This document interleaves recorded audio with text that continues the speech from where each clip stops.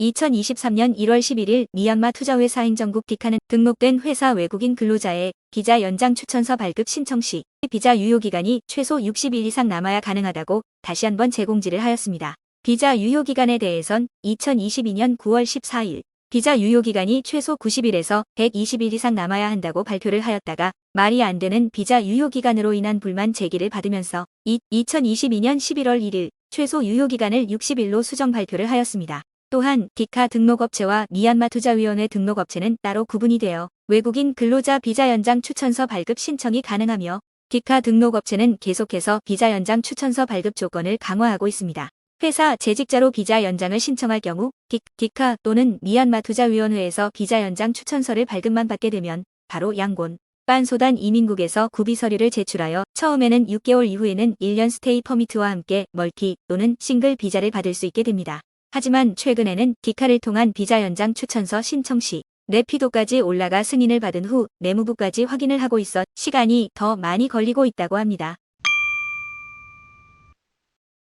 양곤 도로교통행정국은 차량 검사를 하지 못한 차량에 대한 면제 기간을 3개월 추가 연장하여 2023년 3월 31일까지 연장됩니다. 택시 등록증 갱신도 범칙금을 면제한다고 밝혔습니다. 양곤 택시 등록제 목적은 국내외 관광객들의 안전한 서비스를 제공하기 위해 진행하고 있다고 합니다. 미얀마 교통통신부 도로교통국은 2023년 3월 말까지 새로운 자동차 번호판으로 교체해야 한다고 발표하였습니다. 필수 교체 차량은 정부 부처 공무 차량과 고속도로 주행 차량, 시내버스, 택시, 트럭입니다. 새롭게 발급되는 자동차 번호판은 타운십 및 차종이 표기되어 있다고 합니다. 이미 도로교통국은 2021년 7월부터 새로운 자동차 번호판 변경을 해오고 있었으며 미얀마 전체 등록 차량에 대한 번호판 등록을 위해 박차를 가하고 있습니다. 2022년 12월 산업부 수입 차량은 8,828대, 조립 생산 차량은 1,636대가 등록되어 총 1,464대가 등록되었다고 합니다.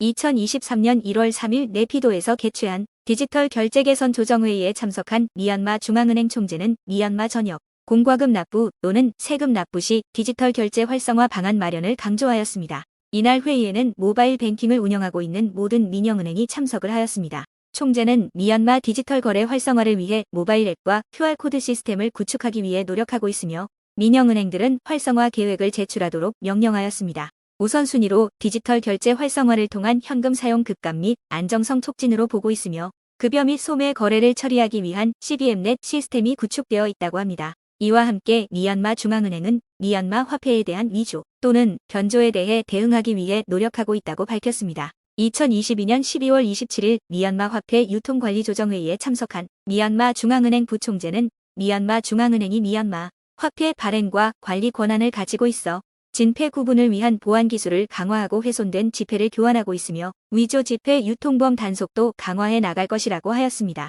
1952년 버마 연방은행법이 제정되고 버마 연방은행 산하 재무부에서 미얀마 화폐 발행 권한을 가지며 1952년 7월 1일 미얀마 중앙은행 업무가 시작이 되었습니다.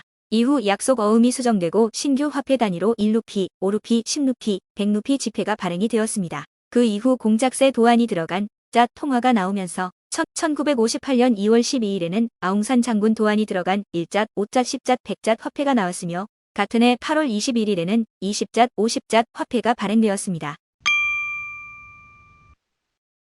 미얀마 상무부 자료에 따르면 미얀마 수출은 지난 9개월간 작년 동기 대비 14% 증가하였다고 합니다. 2021-22년 중간후에 개연도 수출은 111억 5천만 달러를 기록하고 2022-23년 4월 1일부터 1월 6일 현재 수출은 127억 5천만 달러로 크게 급증하였습니다. 이 수치를 보면 1년 전 대비 15억 9천만 달러가 증가한 것이라고 합니다. 지난 중간후에 개연도 기간에는 코로나19의 영향으로 농축산 및 광업 부문에서 심각한 타격을 받은 것이 원인으로 보고 있으며 최근 중국의 규제 완화로 농축산업과 임산물 수출이 소폭 증가하였으며 봉제 산업 예방접종 실시 이후 봉제 산업의 수출도 큰 역할을 하며 농업과 제조업이 수출의 큰 비중을 차지하였습니다. 하지만 7대 수출 산업 중 수산업, 광업이 감소세를 보였습니다. 수출 품목별 실적을 보면 농산물 277만 달러, 축산물 1,800만 달러, 수산물 5억 5,970만 달러, 광물류 2억 2,800만 달러, 임산물 1억 1,990만 달러, 공산품 86억 8천만 달러, 기타 3억 6,400만 달러로 집계되었습니다. 수출국별 실적을 보면 중국, 태국, 일본, 인도 순입니다. 이에 국가관리위원회는 2022-23 회계연도 4월부터 3월까지 수출 155억 달러, 수입 140억 달러 목표를 가지고 무역 적자 감소와 수출 촉진, 수입 대체 및 시장 다각화에 초점을 맞추고 있습니다.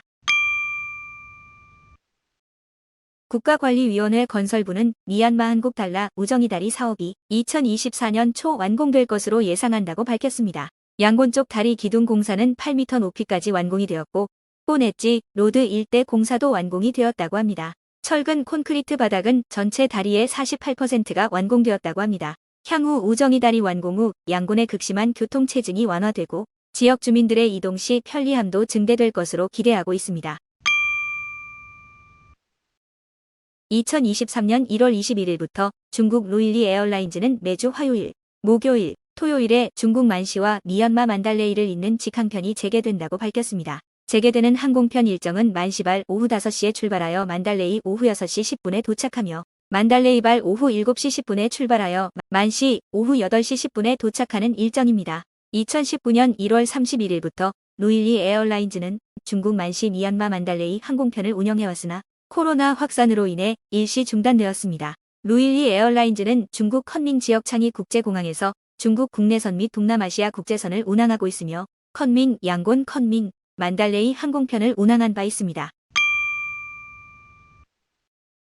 미얀마 도시주택개발부는 2023년 1월 내에 양곤 지역 다곤, 남부 타운십 아웅민모 주공아파트와 딸린 타운십 빌라와 주공아파트 총 204세대를 분양한다고 밝혔습니다. 2022년 12월 말까지 미얀마 주택은행에서는 주택 구매를 위해 300만짜리 이상 보증금을 예금한 신청자들을 대상으로 분양이 시작됩니다. 아웅민모 주공아파트 단지는 다곤 묘딘 남부 타운십의 3층 4동으로 12세대, 4층 1동 32세대, 4층 1동 24세대로 조성이 되었다고 합니다. 킬라와 주공아파트 단지는 탈리인 기술대학교 인근의 5층 1동 20세대, 5층 1동 30세대, 5층 1동 40세대로 조성이 되었다고 합니다. 미얀마 건설부는 저소득 국민들을 대상으로 지원하기 위해 공공임대주택 사업을 시행해왔으며 현재 양곤, 네피도, 만달레이 지역에서 공공임대주택 사업들이 시행하고 있으며 2022-23년 회계연도에 완공될 예정이며 양곤 지역 3104세대, 만달레이 지역 1456세대, 네피도 448세대로 건설이 될 예정입니다. 미얀마 소방청은 2022년 미얀마 전역에서 1507건의 화재가 발생하여 사망 96명, 부상 139명을 기록하였다고 밝혔습니다. 양곤 지역에서만 총 224건의 화재가 발생하여 사망 7명, 부상 22명을 기록하였으며 주로 스토브 화재 및 안전 부주의가 원인이라고 합니다. 2021년에는 2107건의 화재로 330억 다 이상 손실이 발생하고 사망 105명, 부상 151명을 기록하였습니다. 2020년에는 2139건의 화재로 60억 다 이상 손실이 발생하고 사망 75명, 부상 220명을 기록하였습니다. 금거래 업체들은 국가관리위원회가 정한 고정금시세가 금밀수를 조장하는 결과를 초래하였다고 밝혔습니다. 현재 국가관리위원회는 양곤 금방협회를 통해 시장 시세를 전혀 고려하지 않고 고정 시세를 발표하고 있습니다. 지난 1월 17일 양곤 금방협회는 최근 은행과 금방을 대상으로 강도 사건이 급증하면서 모든 금방은 CCTV를 설치하고 외부 경비원을 비치하도록 명령하였다고 합니다. 2023년 1월 17일 미얀마 투자회사 행정국 기카는 미얀마 기업법 462조 A-2항에 의거하여 명목상의 이사 또는 명목상 주주 등록을 허용하지 않는 것으로 개정하고 2023년 2월 17일부터 발효한다고 밝혔습니다. 미얀마 기업법 제18조에 따라 이사의 선임 여부와 관계없이 회사를 직접 관리하는 자를 이사로 인정하며 이번 발표 이후 이사로 교체가 가능하다고 하며 명목상 이사 선출은 더 이상 인정되지 않는다고 합니다. 주주의 경우 미얀마 기업법에 따라 주주 명부의 지분 여부를 표기해야 합니다.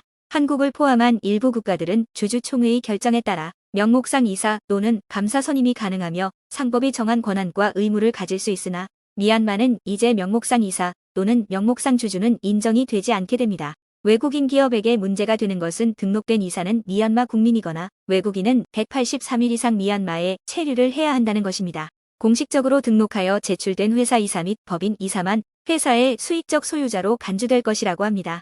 컨설팅 업체 미얀마 엔터프라이드 솔루션즈는 외국인 기업인 경우 명목상 이사 대신 미얀마 내에 183일 이상 거주를 해야 하는 상황이라 코로나와 정치적 이슈가 있는 상황에서 외국인 기업에 더 큰 혼란을 초래할 것으로 우려하였습니다. 이에 명목상 이사 선임은 허용을 하고 명목상 주주만 인정하지 않는 것이 적절할 것이라고 의견을 밝혔습니다.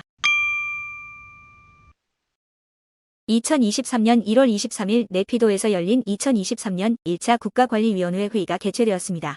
회의에 참석한 미나웅hl라잉 위원장은 정당 등록법 개정에 대한 중요성을 강조하며 등록 정당이 헌법을 위배하지 않도록 하는 것을 강조하였습니다. 2020년 다당제 민주주의 선거에 90여 개 정당 중 88개 정당이 출마하여 19개 정당 대표가 당선이 되었으며 무소속으로 2명이 당선이 되었다고 하였습니다. 미얀마에는 많은 정당들이 있지만 국민의 목소리를 대변하는 점에선 많이 취약하다고 지적을 하며 지난 선거 결과에서도 소수의 정당만 정치 참여 기회를 잡을 수 있었다고 하였습니다. 이에 모든 정당은 체계적인 시스템을 구축하기 위해 정당 등록법 개정이 반드시 필요했다고 강조하였습니다. 미얀마 선거관리위원회가 자유롭고 공정한 선거를 위해 미얀마 전역의 유권자 목록을 정확하게 파악하도록 준비를 하고 있다고 설명하였지만 아직까지 미얀마 여러 지역에서는 사전투표 인구조사를 방해하기 위한 공격이 계속되고 있는 상황입니다.